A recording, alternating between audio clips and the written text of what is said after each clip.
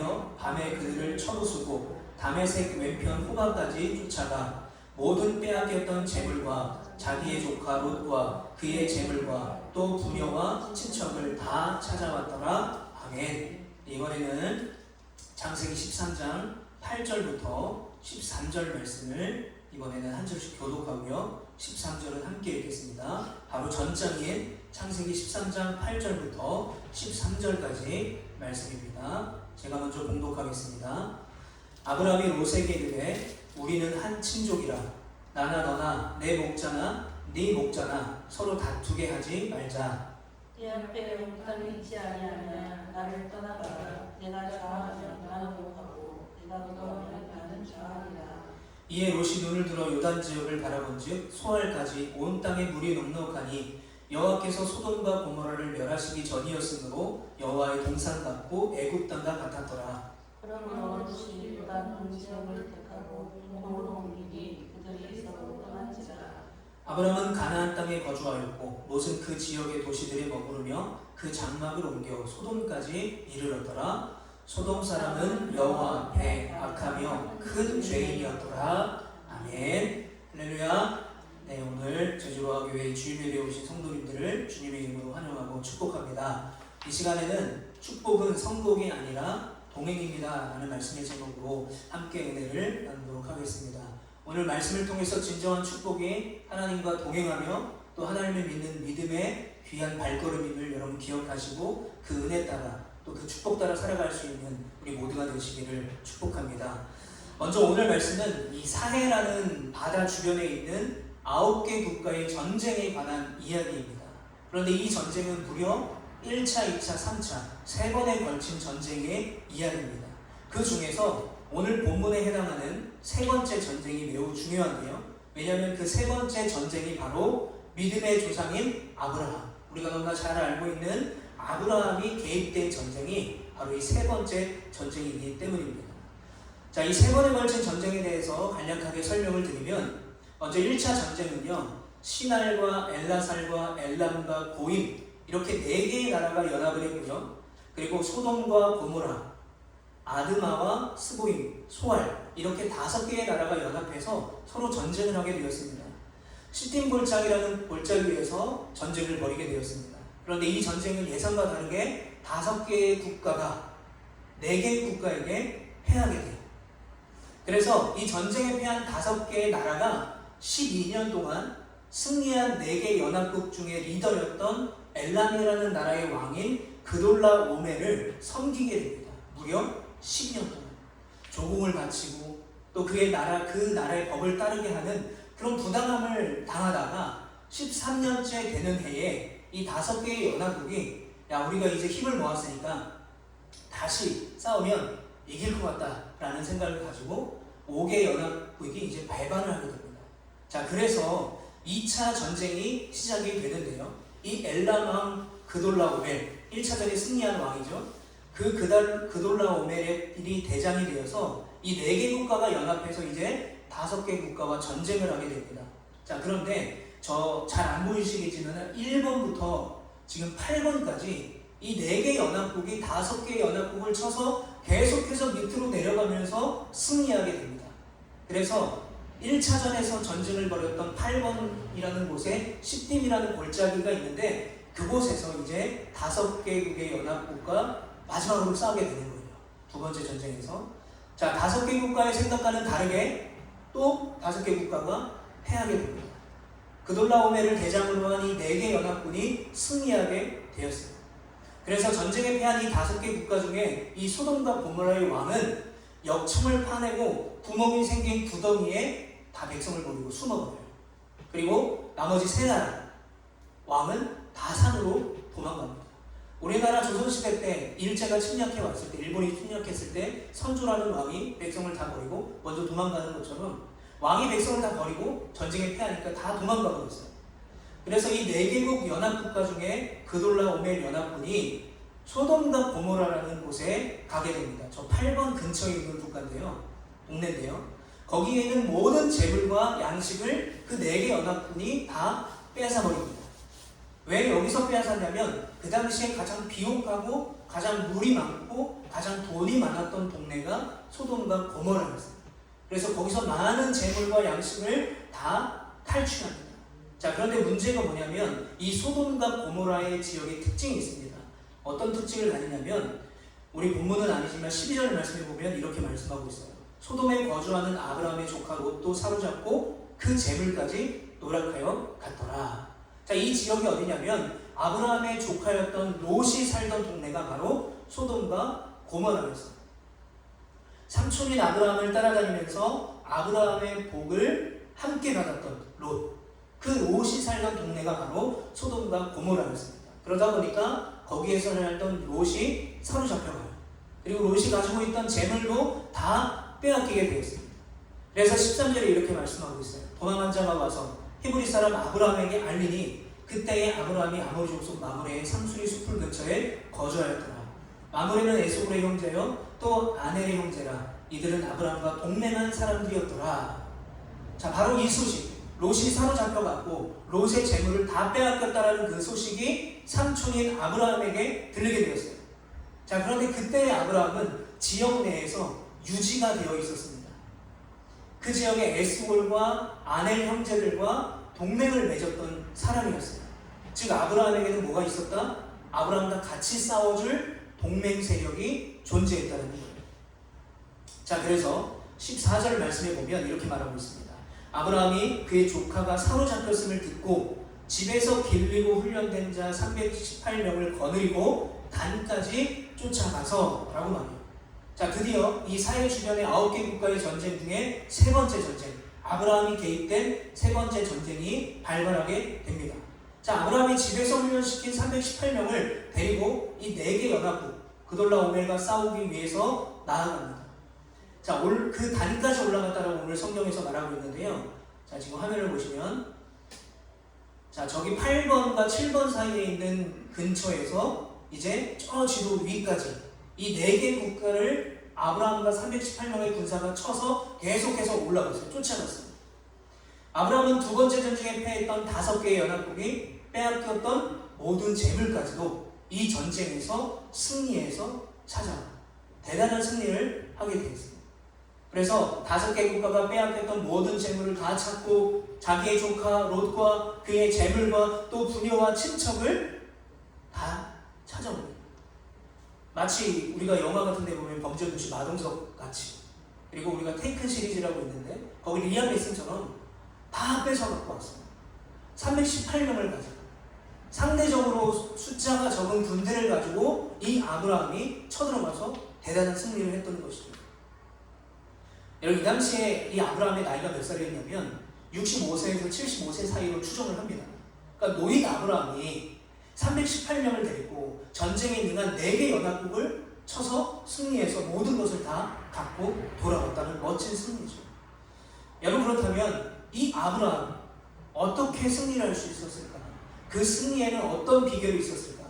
여러분, 단순히 이 아브라함이 자신의 조카였던 롯을 아들이 없었으니까 아들처럼 여겨서 지극히 사랑해서 없던 힘까지 생겼던 걸까요? 아니면 이 아브라함을 따랐던 318명의 군사 한 명 한 명이 최정의 군사들이었기 때문에 그들이 싸움에 능한 사람들이었기 때문에 이길 수 있었을까요? 여러분, 그 전쟁의 승리의 답은 과거의 아브라함의 모습에서 우리는 찾을 수가 있습니다. 여러분, 먼저 창세기 12장에 가게 되면요, 가나안 땅, 즉 아브라함이 살던 가나안 땅에 심각한 기근이 생깁니다. 그러다 보니까 먹을 것이 없어졌어요. 그래서 아브라함이 아내 사레를 데리고 어디로 가냐면 밑으로 쭉 내려와서 애국으로 가게 됩니다. 왜냐하면 애국은 비옥한 땅이 많았고 고센이라는 정말 곡식이 많이 나는 땅이 있었기 때문에 그곳에 가면 먹고 살 수 있을 거라고 생각했던 거죠. 그래서 가나안 땅에 그들과 함께 하셨던 하나님을 버리고 아브라함은 어디로 갑니까? 온갖 우상이 넘치는, 그러나 먹고 살 수 있는 애국으로 갑니다. 그런데 거기서 뭐 하냐? 아브라함이 아내 사레를 누이라고 속여요. 왜 속였냐면, 아마도 성경에 정확하게 나와 있지는 않지만 이 사레가 굉장히 미인이었나 봐요. 그래서 애국 사람들이 보고 자신을 죽이고, 자기가 남편이라고 알면 자기를 죽이고 이 사례를 빼앗을 거라고 염려했던 거죠. 그래서 사례를 자신의 누이라고 속입니다. 결국 애굽의 왕 바로가 이 사례를 취하려고 하다가 하나님의 벌을 받게 되죠. 심판을 받게 되죠. 그래서 결국은 이 아브라함을 다시 가나안 땅으로 돌려보내요. 그런데 그냥 돌려보내지 않고 어떻게 합니까? 하나님께서 인도하셔서 아브라함에게 많은 소유를 가지고 가나안 땅인 베델로 돌아가게 하셨어요. 그 장면이 어디서 나오냐면 창세기 13장에서 나옵니다. 애굽에서 많은 소유를 가지고 하나님의 은혜로 다시 베델에 돌아왔어요.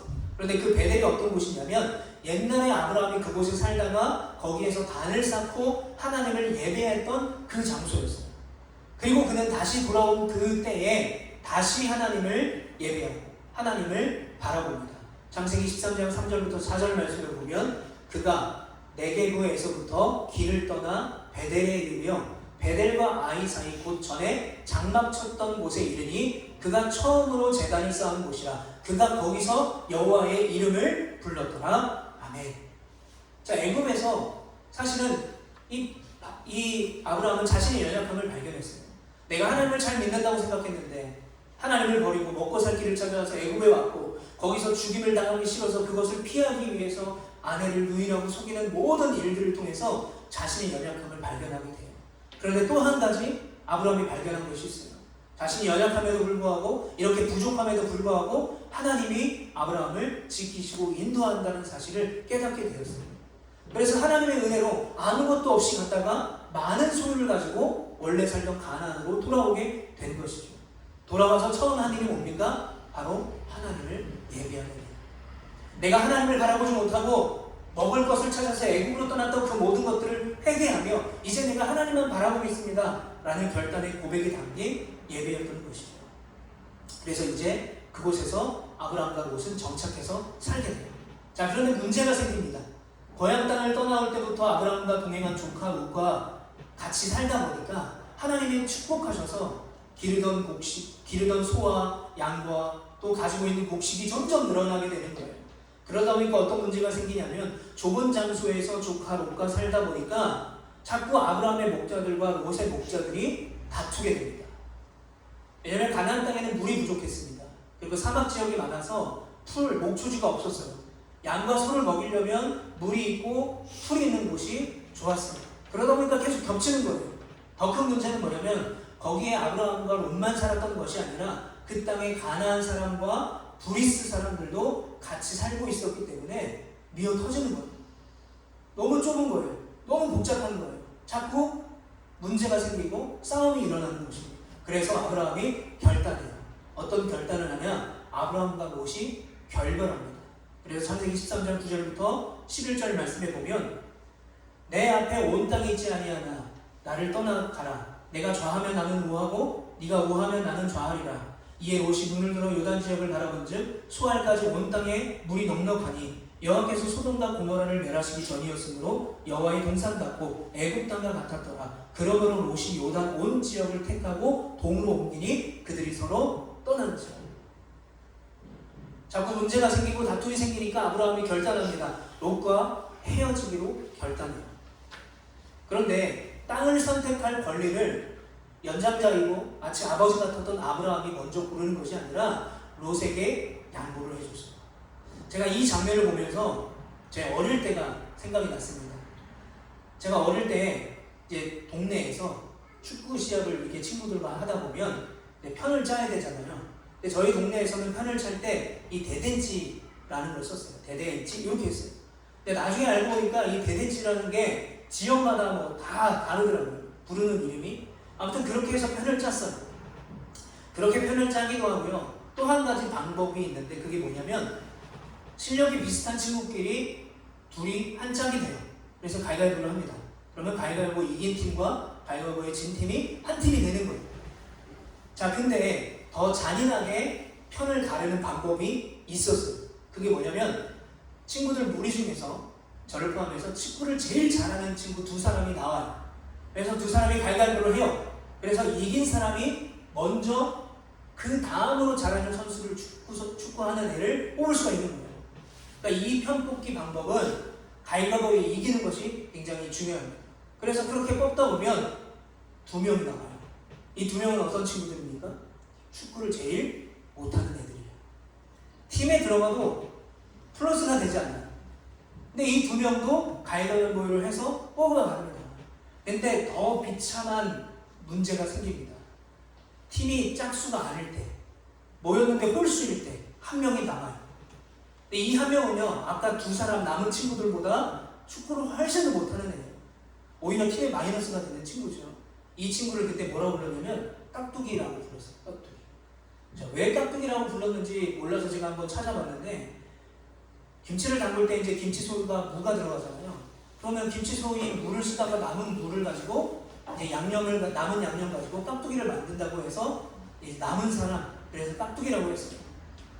그냥 구경하기는 뭐하고 빼기는 뭐하니까 그냥 남은 한 명을 가져가는 거예요. 숫자가 더 많아도 얘가 축구를 잘 못하기 때문에 상관없습니다. 그러니까 이때 제일 중요한 건 뭐예요? 축구를 잘하는 두 친구가 가위바위보를 이겨서 좋은 선수를 뽑는 거죠. 여러분, 오늘 본문의 아브라함과 롯도 마찬가지입니다. 아브라함과 롯의 상황은요, 단순히 축구 시합이 아니에요. 축구 시합이 이기고 지고 그런 문제가 아니었어요. 어떤 문제입니까? 앞으로 이들이 자손 대대로 정착해서 살아야 될 그 땅을 고르는 거였어요. 이 당시에는 물이 귀했습니다. 풀이 귀했어요. 그러니까 땅을 먼저 고르는 사람이 무조건 유리하다는 거예요. 그런데 아브라함이 롯에게 양보합니다.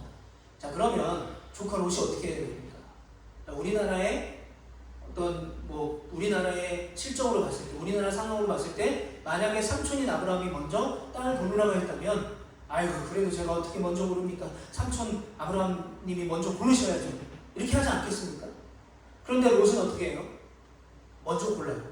먼저 고르라고 했다고 먼저 골라요. 양보할 줄 모릅니다. 그리고 세속적인 이해관계에만 눈이 어두워서 이기적인 선택을 하게 돼요. 이 이기적인 선택은 앞으로 닥쳐올 모든 불행을 자초하는 롯의 선택, 그리고 결과가 돼버립니다. 자, 10절 말씀에 보면 소돔과 고모라에 대해서 이렇게 설명하고 있습니다. 애굽 땅과 같았더라. 애굽 땅과 같았더라. 자, 이 애굽 땅이 어디냐면요, 아까도 먹을 것이 없어서 아브라함이 애굽에 갔었잖아요. 그 당시에 가나안에 살던 사람들이 동경하던 나라가 바로 애굽이었어요. 왜요? 물이 많아요. 풀이 많아요. 먹고 살 수 있는 환경이 너무 잘 되어 있습니다. 그러다 보니까 애굽에 사는 것이 소원이었을 만큼 애굽을 동경해 왔다는 거예요. 그래서 롯이 풀이 많고 물이 많은 가장 좋은 땅인 요단강 오른쪽에 그 소돔과 고모라, 마치 애굽 땅과 비슷한 그 땅을 선택합니다. 그리고 아브라함은 그 롯의 선택에 따라서 나머지 땅을 자신이 살기 위해서 떠나고 아브라함과 롯은 그렇게 헤어지게 돼요. 자, 그런데 13절 말씀에 이렇게 말씀하고 있어요. 우리 한번 같이 읽어보겠습니다. 시작. 소돔 사람은 여호와 앞에 악하며 큰 죄인이었더라. 소돔 사람은 여호와 앞에 악한 사람들이었대요. 큰 죄인이었대요. 마치 영화의 복선처럼 뭔가 큰 일이 벌어질 것 같은 그런 뉘앙스입니다. 결과론적인 이야기지만 여러분, 결국 소돔과 고모라는 멸망이에요. 역사에서 사라져버립니다. 그래서 지금도 이 성경학자들은 정확하게 소돔과 고모라가 어딘지를 몰라요. 이미 심판을 받아 다 멸망했고 사라졌기 때문에. 롯은 보기에 좋은 요단 동편인 소돔과 고모라 지역을 선택했어요. 자, 그런데 여기에서 제가 좀 궁금한 게 생겼습니다. 과연 롯은 소돔 사람들이 여호와 앞에 악하며 큰 죄인이었던 것을 몰랐을까라는 질문이 생겼어요. 그래서 여러 가지를 찾아봤습니다. 그런데 정답은 나오지 않았지만 제가 내린 결론은 그거예요. 롯은 소돔 사람들이 여호와 앞에 악하든 죄인이었든 관계없이 아마도 그 좋은 땅을 선택했을 거예요. 그러니까 여호와의 동산 같다 라고 여겼던 그 낙원을 선택했다고 말하지만 결국 롯은 지옥을 선택하거나 다를 것이 없었던 것입니다. 자, 그런데 반대로 아브라함이 선택한 땅은요, 척박해요. 험해요. 그 험하고 척박한 가나안에 정착을 하게 됩니다. 그런데 그곳에서 아브라함은 뭐합니까? 하나님을 예배해요. 오늘 본문은요, 이스마엘이 출생하기 전입니다. 그러므로 아브라함이 가나안 땅이라는 곳에 정착한 지 그렇게 시간이 많이 흐르지 않은 것으로 추정할 수가 있어요. 그런데 우리가 아까 읽었던 것처럼 그렇게 길지 않은 시간 속에서 아브라함은 아브라함의 세력이 상당히 커졌다는 것을 알 수 있어요. 동맹 세력이 생기고 자신을 따르는 318명의 군사가 생겼어요. 어떻게 알 수 있냐면 우리가 아까 읽었던 14절에 보면 아브라함의 집에서 길리고 훈련된 자 318명이 있다라고 말해요. 이들이 나중에 롯을 구출하는데 1등 공신이 되죠. 그런데 이 14절을요 세번역 성경으로 읽어보면 이렇게 말하고 있습니다.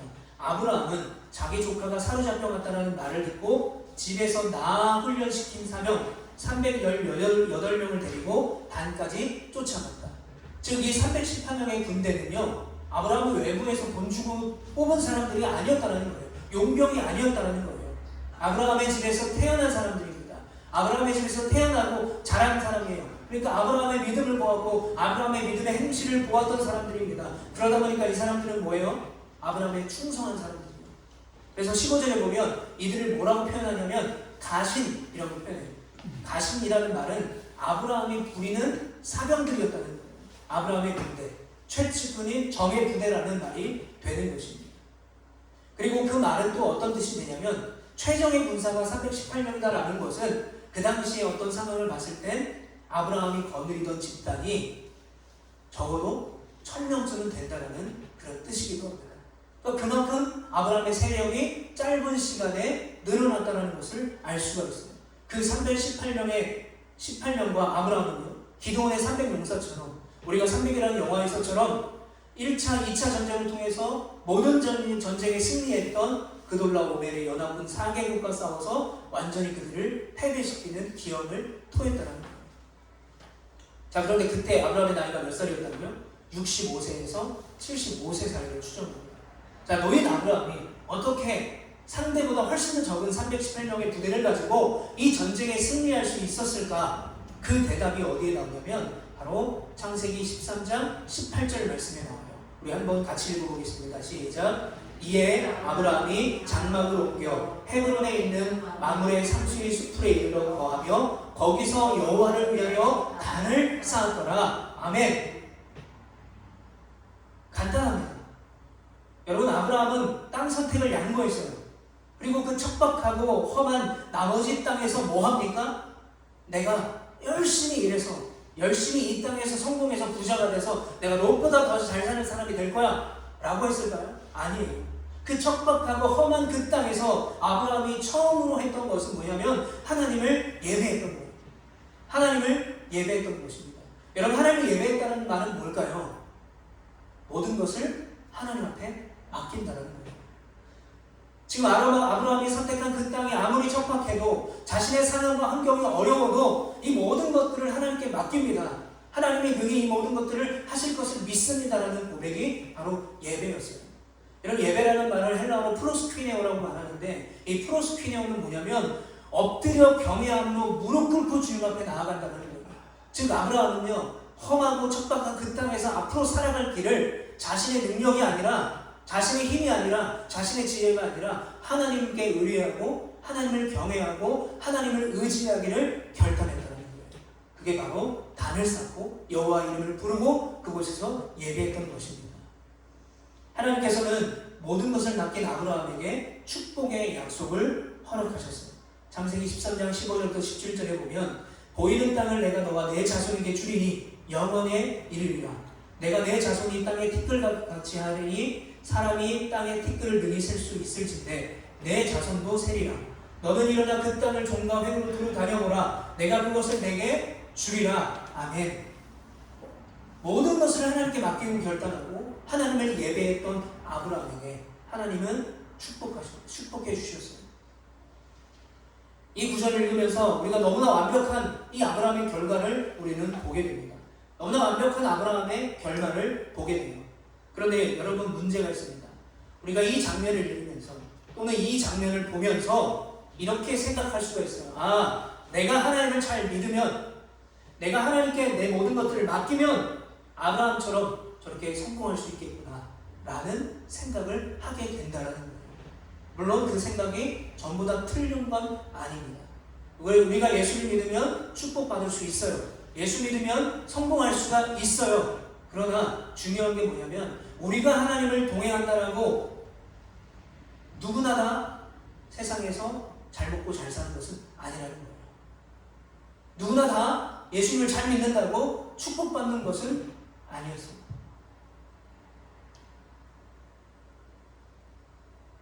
여러분, 만약에 우리가 예수를 믿으면 축복받아요, 세상에서 성공해요, 그러면요 전국에 있는 모든 교회는 사람이 넘쳐날 거예요. 왜요? 축복받기 위해서, 성공하기 위해서 자신의 모든 것을 다 바치는 세상인데 교회의 사람이 얼마나 넘쳐나겠습니까? 물론 예전에 교회에서는요 그렇게 가르쳤어요. 뭘 가르쳤냐면 긍정의 힘, 내가 잘 된다고 이러면 잘 될 것입니다. 부자가 되는 것은 하나님의 뜻입니다. 예수님을 잘 믿으면 축복받아요, 병고침 받아요, 아들이 잘 돼요, 자식이 잘 돼요, 잘 먹고 잘 살아요 라고 가르쳤어요. 소위 말해서 이 신앙을 뭐라고 말하냐면 번영신학이라고 말해요. 번영신학. 여러분, 그런데 이 번영신학의 잔재가 지금도 남아있습니다. 재정의 축복이나 물질적인 풍성함이 항상 그것이 하나님의 뜻이라고 믿어요. 신앙이 자신들의 물질적인 부를 증가시킨다라고 믿어요. 그런데 그 믿음이 지금 우리 안에 여전히 존재한다는 거예요. 얼마 전에 우리 교단 목사님이신 지영훈 목사님이 한국교회가 빠진 세 가지 함정 중에 하나가 뭐냐면 번영신학이라고 했어요. 예수 믿으면 성공하고, 예수 믿으면 잘 되고, 예수 믿으면 부자 되고.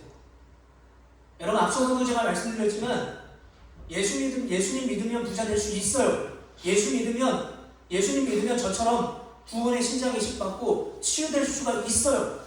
잘 될 수 있어요. 그런데 이 번영신학이 왜 문제냐면요, 모든 관점이 축복에만 있다는 거예요. 그러다 보니까 어떻게 됩니까? 믿음의 주인이 내가 돼요. 내가 잘 돼야 되고요, 내가 축복받아야 되고요, 내 자녀가 잘 돼야 되는 거예요. 이게 믿음의 초점에 맞춰진다는 거예요. 내가 잘 되는 거, 내가 성공하는 거. 그러다 보니까 뭐가 사라집니까? 하나님이 사라져요.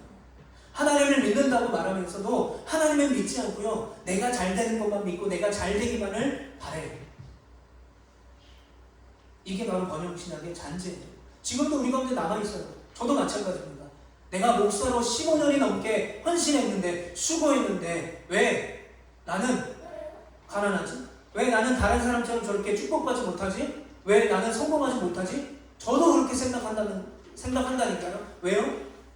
저도 어릴 때 그렇게 배웠기 때문에, 그런 것을 들어왔기 때문에 그래요. 그러니까 저도 모르게 마귀가 주는 이 생각에 빠지게 됩니다. 마귀가 저와 하나님 사이를 계속 이간질하는 거예요. 야, 봐봐, 네가 그렇게 열심히 기도했는데, 네가 그렇게 열심히 목사로 헌신했는데 나는 게 뭐야? 라고 저를 유혹합니다. 넘어뜨리는 거예요. 그래서 제가 지난주 수요 기도회 때 또 한 번 말씀을 드렸는데, 자꾸 주인이 내가 되는 거예요. 신앙이, 믿음이.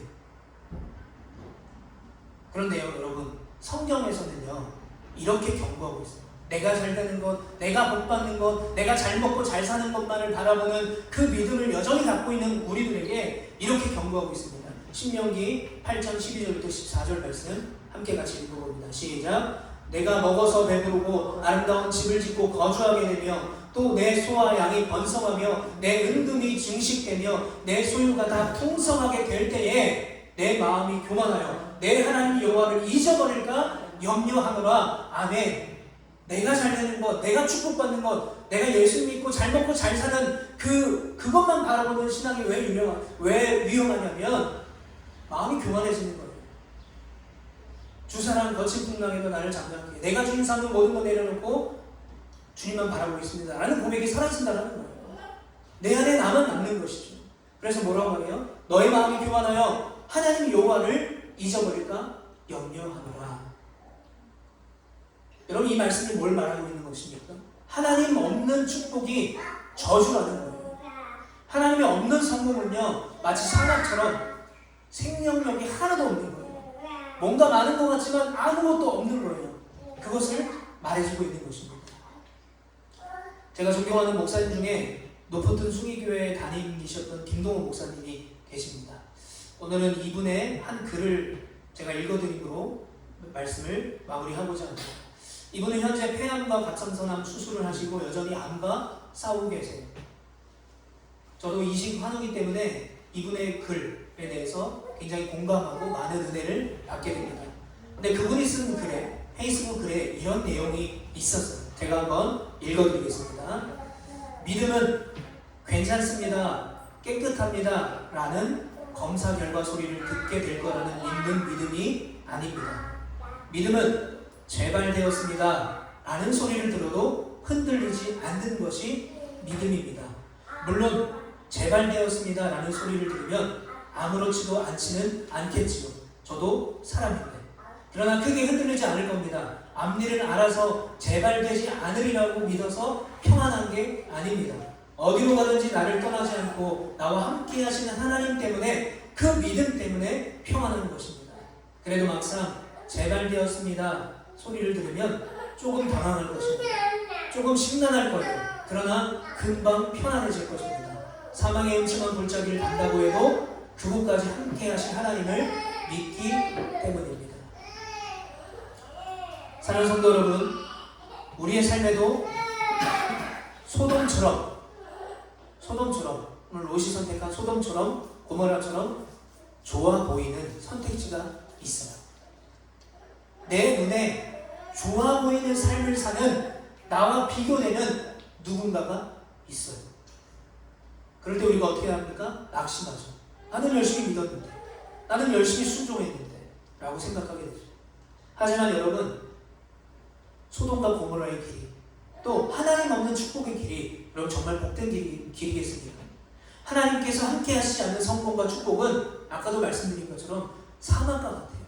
아무것도 없어요. 생명이 살아갈 수가 없는 거예요. 사망의 상태라는 것입니다. 내 영혼의 사망의 상태가 될 수 있다는 거예요. 여러분, 아브라함은요 덜 좋아 보이는 땅을 택했어요. 불리하고 불편하고 그리고 후회할 수 있겠죠. 그러나 덜 좋아 보이는 땅을 선택했지만 이 아브라함의 행동은 뭐냐면 하나님께 맡겼다는 거예요. 하나님께 맡기고 하나님과 동행했다는 것입니다.